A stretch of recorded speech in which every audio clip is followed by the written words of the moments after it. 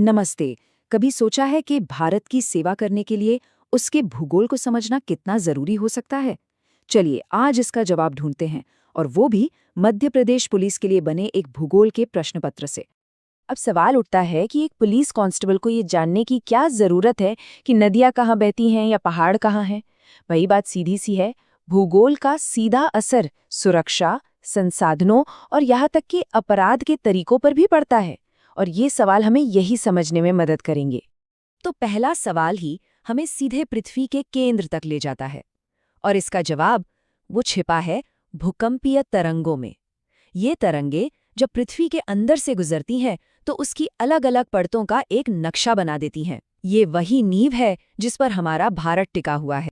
तो चलिए इस कहानी को शुरू करते हैं, भारत के भूगोल के सबसे पुराने, सबसे स्थिर हिस्सों से।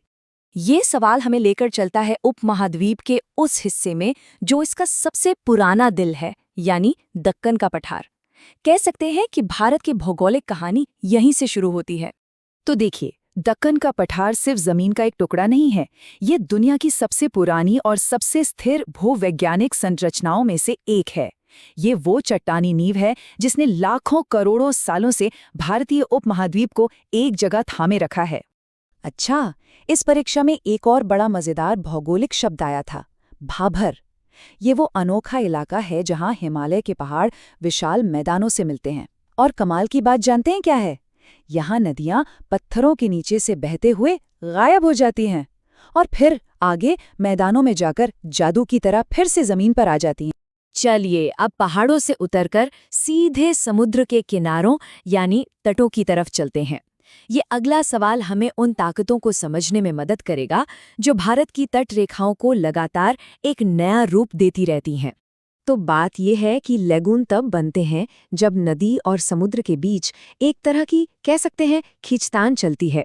ये एक बहुत ही धीमी प्रक्रिया है, लेकिन ये दिखाती है कि कैसे प्रकृति लगातार जमीन को एक नया रूप, एक नया आकार देती रहती है। तो अब हम अपने दूसरे हिस्से की तरफ बढ़ते हैं। यहाँ हम जमीन की स्थिरता को छोड़कर पानी की उन ताकतवर धाराओं को देखेंगे जो इस देश की असली जीवन रेखाएं हैं।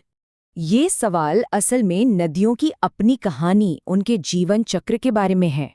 ये जो गोखुर जिले होती है ना, ये इस बात का जीता जागता सबूत है कि नदियां सिर्फ बहती नहीं हैं, बल्कि वक्त के साथ जमीन का नक्शा ही बदल देती हैं।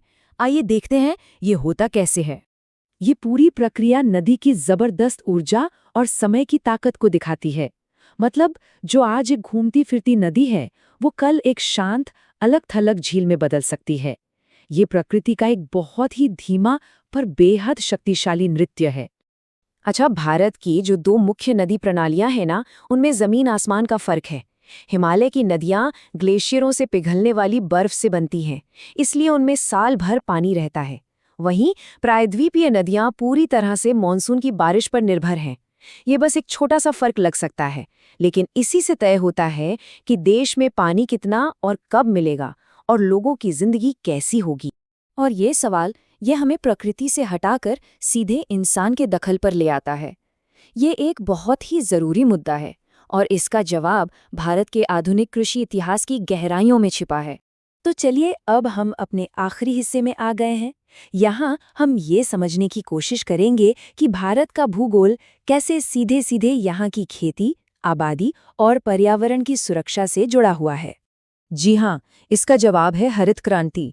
ये सिर्फ एक खेती किसानी से जुड़ी नीति नहीं थी, बल्कि ये एक ऐसी घटना थी जिसने पंजाब और हरियाणा में पानी और जमीन के साथ भारत के रिश्ते को हमेशा हमेशा के लिए बदल कर रख दिया। देखिए, एक तरफ हरित क्रांति ने भारत को भूखमरी के संकट से बाहर निकाला, जो वाकई में एक बहुत बड़ी कामयाबी थी, लेकिन इसकी एक भारी कीमत भी चुकानी पड़ी। भूजल का स्तर बहुत तेजी से नीचे गिरा और जमीन की सेहत पर भी बुरा असर पड़ा।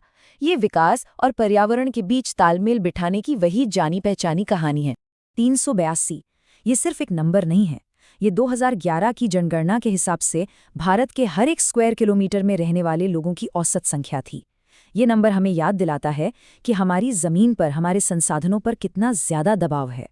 भूगोल का मतलब सिर्फ जमीन, पहाड़ या नदियां नहीं होता, इसका मतलब लोग भी होते हैं। ये चार्ट 2011 में महिला साक्षरता में एक बड़ा क्षेत्रीय फर्क दिखाता है। जहां केरल जैसे राज्य बहुत आगे थे, वहीं राष्ट्रीय औसत काफी कम था। ये आंकड़े साफ साफ दिखाते हैं कि विकास की रोशनी हर जगह बराबर नहीं पहुंची थी। तो जब आबादी बढ़ रही है, खेती का दबाव बढ़ रहा है, तो ऐसे में एक बड़ा सवाल खड़ा होता है संरक्षण का, यानी पर्यावरण को बचाने का। और ये अगला सवाल हमें भारत के उन्हीं शुरुआती प्रयासों की ओर ले जाता है जो उसने अपने खास इकोसिस्टम को बचाने के लिए किए थे। इसका जवाब है नीलगिरी। ये सिर्फ एक प्रोटेक्टेड एरिया नहीं है, बल्कि ये इस बात का एक जीता जागता प्रतीक है कि भूगोल, बायोडायवर्सिटी और संरक्षण की नीतियां, ये सब एक दूसरे से कितनी गहराई से जुड़ी हुई हैं। ये भारत की कुदरती विरासत को बचाने के वादे को दिखाता है। तो हमने देखा कि कैसे भारत की जमीन, यहाँ की नदियाँ और यहाँ के लोग सब एक बहुत ही पेचीदा ताने बाने में गुंथे हुए हैं। पुलिस भर्ती के ये मामूली से लगने वाले सवाल हमें एक बड़ी बात याद दिलाते हैं कि इस जमीन को समझना ही इसकी सेवा करने का पहला कदम है। अब सवाल ये उठता है कि भविष्य में जमीन और लोगों का ये रिश्ता क्या मोड़ लेगा।